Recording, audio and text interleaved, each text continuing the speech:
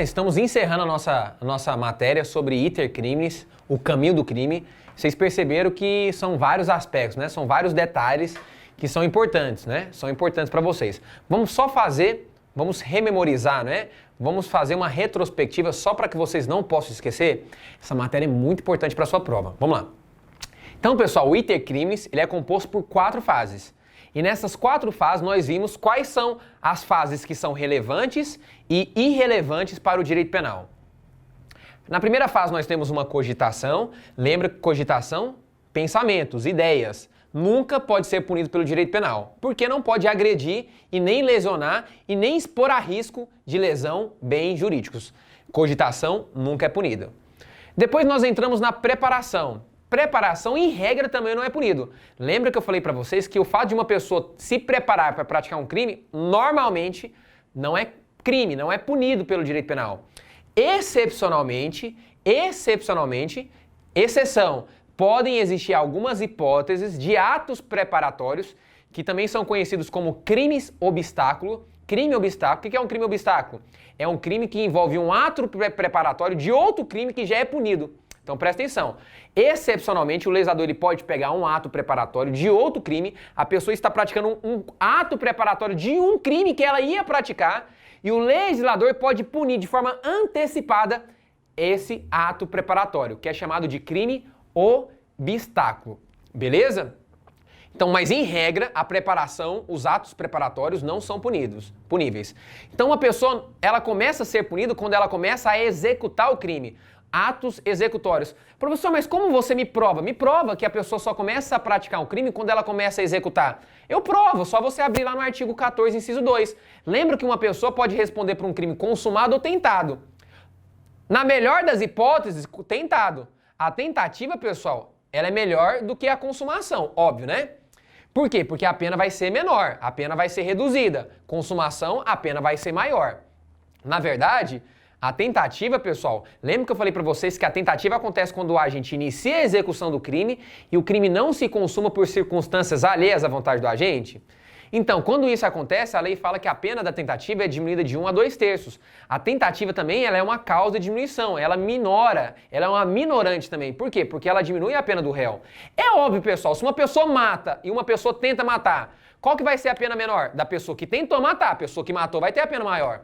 Uma pessoa que rouba e uma pessoa que tenta roubar, quem vai ter a pena maior? A pessoa que roubou, porque ela praticou a consumação do crime. A pessoa que tentou, ela vai pegar a pena do roubo diminuída de 1 a 2/3. Por que a pena vai ser menor? Porque ela não conseguiu consumar o crime. Então, obviamente, a pessoa que tenta praticar o crime, uma pessoa que consuma, que consegue praticar o crime, a pessoa que tenta vai ter uma pena reduzida, vai ter uma pena menor, porque ela não chegou à conclusão, ela não concretizou o crime. Isso é óbvio, né? Mas como que eu sei que uma pessoa só começa a responder por um crime, lembra? Por quê? Na execução. Porque lá na tentativa fala, o que é tentativa? Iniciada a execução do crime. Ou seja, para o cara responder por uma tentativa, no mínimo ele tem que começar a fazer o quê? A executar o crime. Então a pessoa só começa a responder por um crime quando ele começa a executar o crime. Praticar o verbo do crime, né? Essa é a regra que eu falei no direito penal. Os atos preparatórios pode? Exceção. A regra não. A regra é que eu só posso responder por um crime quando eu começo a executar o crime. Isto é, eu começo a praticar o verbo do crime. Depois que eu comecei a executar o crime, eu posso praticar a tentativa do crime ou a consumação do crime. Tentativa quando o crime não se consuma por circunstâncias alheias à minha vontade.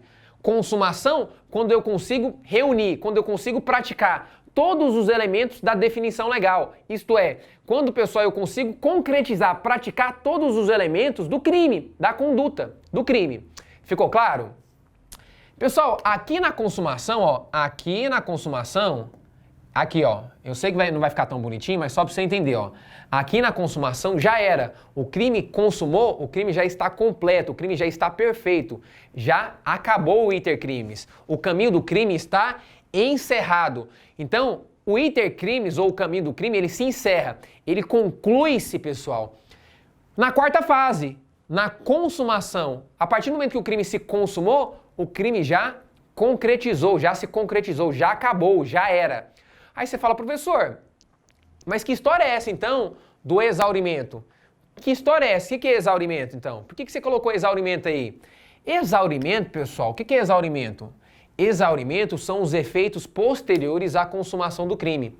Exaurimento, aqui ó, são os efeitos posteriores,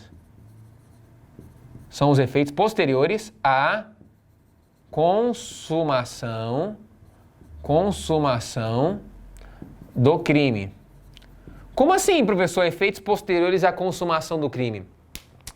Pessoal, eu não sei se você já ouviu falar, no direito penal nós temos os crimes materiais, nós temos os crimes formais e os crimes de mera conduta. O que são crimes materiais?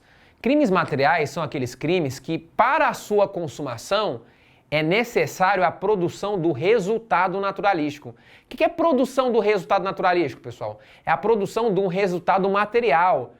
O resultado que você pode ver, pode tocar, pode ver ali, ó. Exemplo, a pessoa morta, homicídio, não tem um resultado? A pessoa não está lá morta?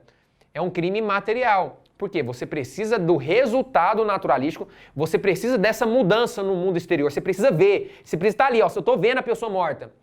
É um resultado material. Só existe homicídio se tiver esse resultado. Exemplo, crime de lesão corporal. O cara dá um soco, agride você, fica roxo sua cara, por exemplo. Olha o resultado.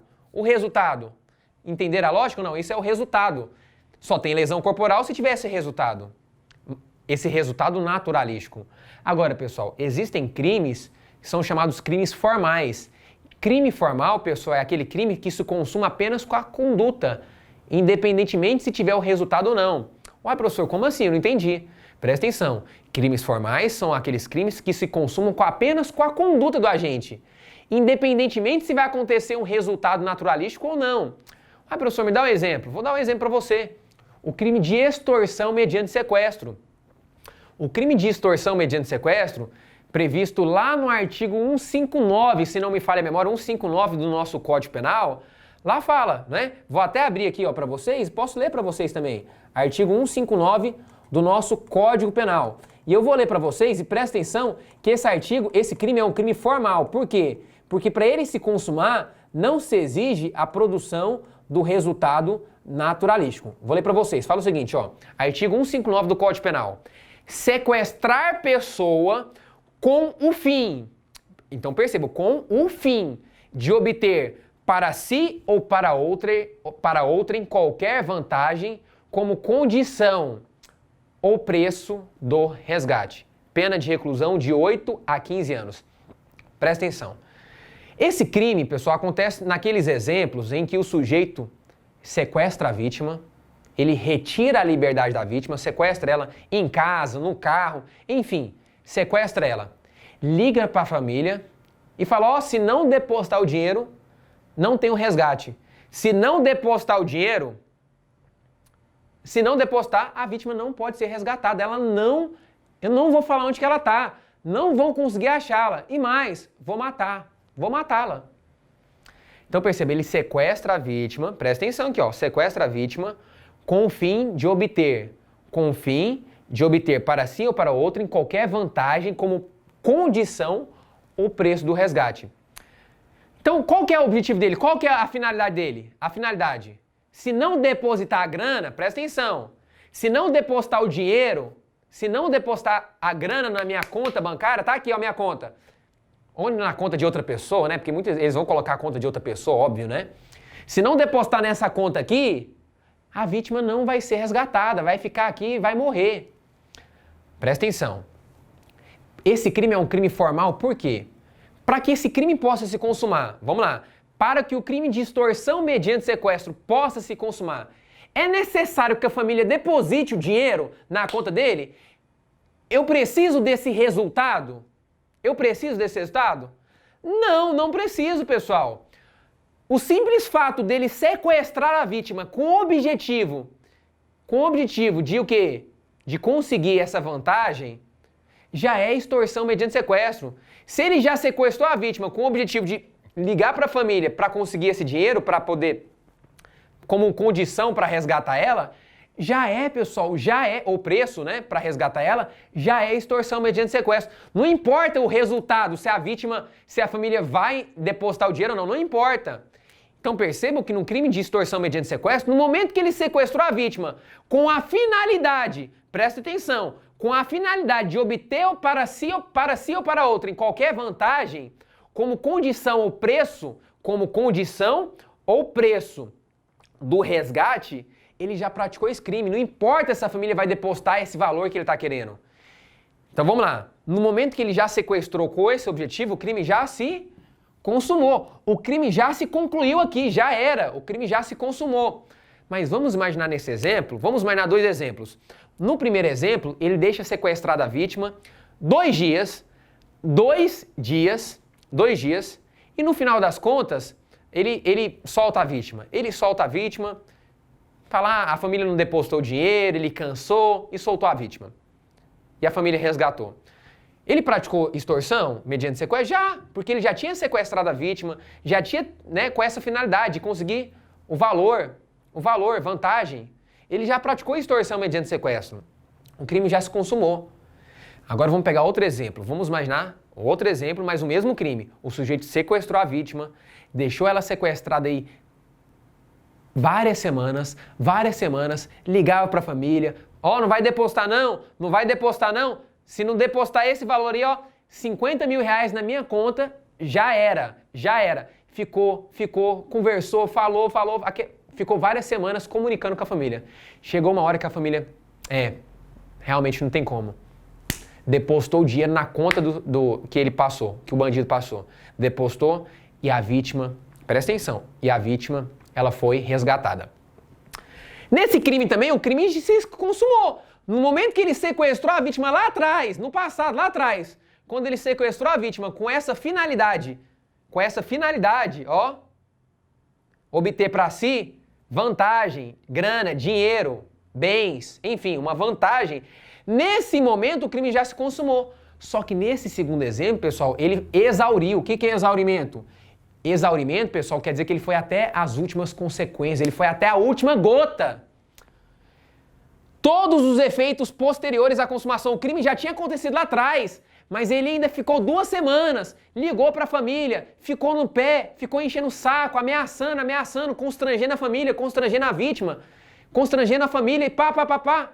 Depois de muito suor, depois de muito desgaste, depois de muito choro, a família depositou o valor, conseguiu o dinheiro, depositou. Perceba, pessoal, nos 2 exemplos que eu dei para vocês, naquele primeiro exemplo que a vítima ficou sequestrada 2 dias e esse várias semanas, naquele primeiro exemplo não teve o depósito, nesse segundo teve depósito. Perceba, nos 2 crimes, os crimes se consumaram lá atrás, quando o sujeito sequestrou a vítima com essa finalidade. É um crime formal, não precisa do resultado. Só que no segundo exemplo, pessoal, foi muito mais grave. O desgaste emocional, o desgaste físico, o desgaste patrimonial para a família, emocional para a família, para a vítima, para todo mundo, foi muito mais grave. Isso é o quê? Exaurimento. O exaurimento, ele não faz parte do IT Crimes, por quê? Porque o crime já tinha acontecido lá atrás, quando ele sequestrou a vítima com essa finalidade. O crime já tinha acontecido lá atrás. Só que, neste caso, ele exauriu. No segundo exemplo, o que é exaurimento? Ele exauriu porque ele foi até as últimas consequências. São todos os efeitos posteriores à consumação do crime. Entenderam, pessoal? Deixa eu só colocar aqui, abrir a tela do nosso tempo. Então, vamos lá. Só abrir nossa tela aqui para colocar o nosso tempo. Então, percebam que nesse segundo exemplo, ele foi até as últimas consequências. Então, nesse caso, ele exauriu o crime. Professor, mas por que você está falando disso? Beleza, qual que vai ser a diferença? Aqui nós temos uma diferença muito importante. Como no segundo caso, as consequências, os efeitos, depois que o crime já aconteceu, foram muito mais graves, foram bem mais penosos, mais graves. O exaurimento do crime, pessoal, ele vai funcionar o quê? Ele vai funcionar, nesse caso, presta atenção, vai funcionar na dosimetria da pena. Dosimetria da pena. Ou seja, O exaurimento do crime, depois que a pessoa já consumou o crime, já concretizou, ainda ela vai até as últimas consequências, ainda ela vai até o último grau, até a última gota. Ou seja, os efeitos posteriores, exaurimento são todos os efeitos posteriores prejudiciais que acontecem mesmo depois que o crime já se concretizou, já se consumou. Esse exaurimento, pessoal, ele não faz parte do iter-crimes porque o iter-crimes, o caminho do crime, ele se conclui, ele se encerra na consumação. Consumou o crime, acabou o crime. Esses efeitos que acontecem, que é o exaurimento, os efeitos que acontecem depois da consumação, eles são importantes apenas no que tange, apenas no que diz respeito à dosimetria da pena. Obviamente, para agravar, para aumentar a pena do réu em relação às consequências do crime. Por quê? Porque as consequências do crime, nesse caso, foram bem mais gravosas. Entendeu? Então perceba que o exaurimento, eles são os efeitos que acontecem depois do crime, da consumação. Mas o crime se encerra aqui na consumação. O exaurimento apenas vai servir para fins de aplicação da pena. No que se refere às consequências do crime que foram mais graves, o juiz vai aplicar uma pena bem mais grave, como no caso, no segundo exemplo que eu expliquei para vocês. Entenderam? Então, pessoal, no quadro aqui, então, eu trouxe para você todo o iter-crimes, todo o caminho do crime. Percebam quantos detalhes, quantos assuntos, quantos temas importantes que eu falei para vocês aqui dentro.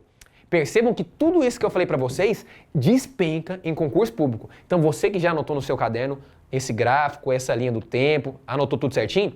Depois revisa em casa, estuda em casa, leia novamente, porque tudo isso que eu falei para vocês pessoal, de forma bem objetiva e clara, o caminho do crime. Isso aqui, pessoal, que eu falei, despenca em provas e em concursos públicos, beleza? Então, eu espero que você tenha aprendido essa aula, eu espero que tenha ficado claro para você, né?